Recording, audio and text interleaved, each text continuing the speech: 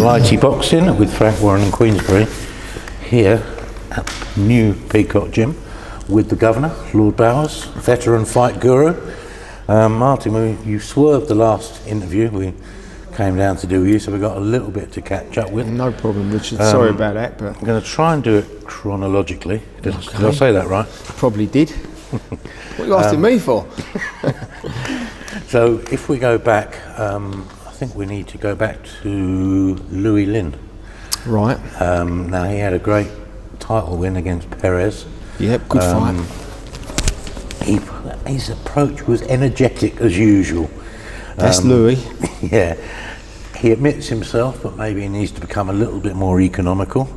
Is that something that you concur with? Yeah, I think that will come, and I think that fight was a great learning fight for him. I think he realised that, and I think it was about the third round.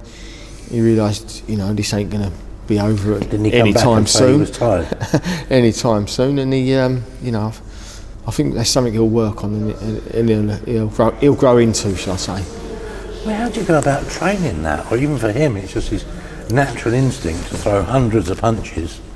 And how do you sort of pull back from it? How do you rein him in? Yeah. I think, as you just hit on there sort of thing, as he steps up in grade, it'll just naturally happen.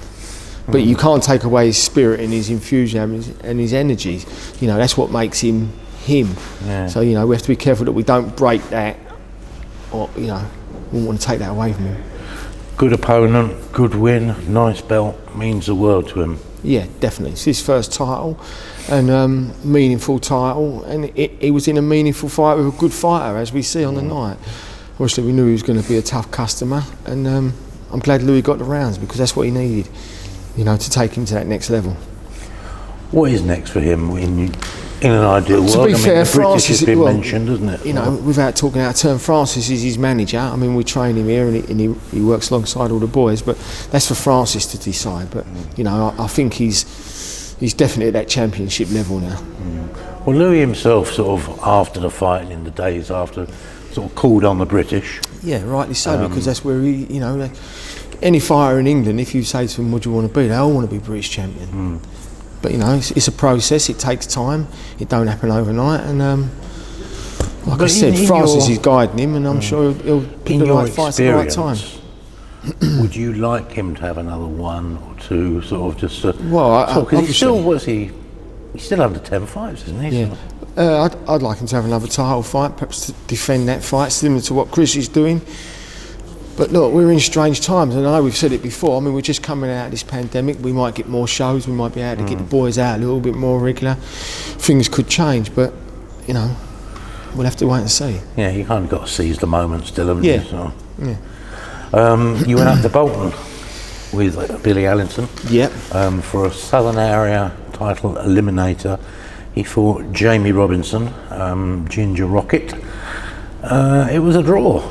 Yeah, really good fight. Again, I don't like to keep saying it, but I think most of our boys are in worthwhile and meaningful fights, and I think that was one. I think Bill learnt a lot from that. Again, and I keep saying that the boys learn from the fights, and they do. I think Billy come out with a lot of credibility, and I think he believes in himself a little bit more now. So, I think we're seeing a slight change in Bill. We know Bill's got, I don't like to say it, bundles of arsehole. He's got, he is a fighting man. He really is. You put something in front of Bill and he'll bite on it, and however hard it is. So, I'm really pleased with Bill, and like I said, I think it's great for his confidence. Is it still a case of trying to put all the pieces together? Because if we think back to the Daniel Egbeniki fight, he was getting hit, he was getting caught by jabs. So in this fight, he wasn't. So his shot evasion was much better. His probably head movement and everything else, but maybe this time he wasn't really throwing enough. So it's just a case of all these parts coming together. Fighters, with some fighters it all comes together really quick, and it's not hard work. Some fighters it's hard work. I'm not saying Bill's overly hard work, because he's a pleasure to have in the gym, but he's a work in progress. You just don't get fighters handed to you that are ready-made fighters. I'm afraid you have to put some work into them. You have to tweak things. Look at all the fighters. None of them's a finished article. You've still got work to do. Look, we see with Denzel last week before last. Last week, I thought it was a couple of weeks ago. There's things to work on. You know, they can get these titles, they can get these things, but it don't make them the finished article. Let's move on to Denzel, because he comes next. How do we say this? I mean, it didn't go his way. As I've said to you, and I've said it to the others, you know, when you're in fights people want to see, proper fights, you can get caught, you can lose. Listen, you got these things happen. You know, it is the fight game. Having a loss on your record ain't the end of the world. You don't. Listen, we do a very good job of making it feel like that, though, don't we? Yeah, but listen, because we prepare to win. You know, mentally you're ready to win. You know, everything's geared around you winning, and you want to win. You want the boys to win. You want to go forward in their career. But unfortunately, when you get two good fighters in, and two unbeaten fighters, someone's got to lose. And sometimes that falls our way, and sometimes it don't. It's what it is. This is the sport we're in. You know what I mean? You know, you see Denzel's back in the gym today. Obviously, he's heartbroken, same as ourselves. But we get on with it. You have to dust yourself off, pick yourself up, and start all over again. That's the rules. Given that you've been in the game for 100 odd years, you've experienced. I'm only a young man. I keep saying things like that. You've experienced every emotion. You know, the highs, the real lows. You've experienced what the worst this sport can do to you. Does that enable you to put more of a perspective on things? You know, for fighters to actually show, look, come on, dash yourself down. This ain't the end of the world, sort of. Listen, don't get me wrong. I was gutted for Denzel, obviously broken-hearted for the team, all the work he's put in, the boys see him putting the work in, but you still have to come back in here Monday morning, and you know the other boys are getting ready for other fights, and that's just what it is. You have to put a brave face on it. Listen, don't get me wrong, I didn't want to come in here on a Monday morning, but you have to. That's the rules. That's the job that we've took on. You know, the fighters have to, you know, lift their chin up, for want of a better word. I don't like normally saying that. We normally say chin down, but have to put their chin up in the air and take it on the chin. It's the sport. It's brutal. No matter how glamorous you make it by doing these TV things and making it look like the boys are doing this and doing that, it's brutal. It's in every aspect. Whether that's, you know, as a trainer, all the ups and downs and letdowns and highs and lows, whether you're a fighter, whether you're a promoter, the matchmaker gets everyone in this sport gets let down. And you still come and do it. There's because we all love kicking the balls, isn't there? That's an understatement, do you know what I mean? But that's all part of it. And, you know, years ago, like, you know, I always used to say, oh, well, that's all character building. And then you get to a point you think, well, I've already got a character, I don't need no more character building. But as soon as you take this game for granted, it bites you on the arse, and that's the long and the short of it.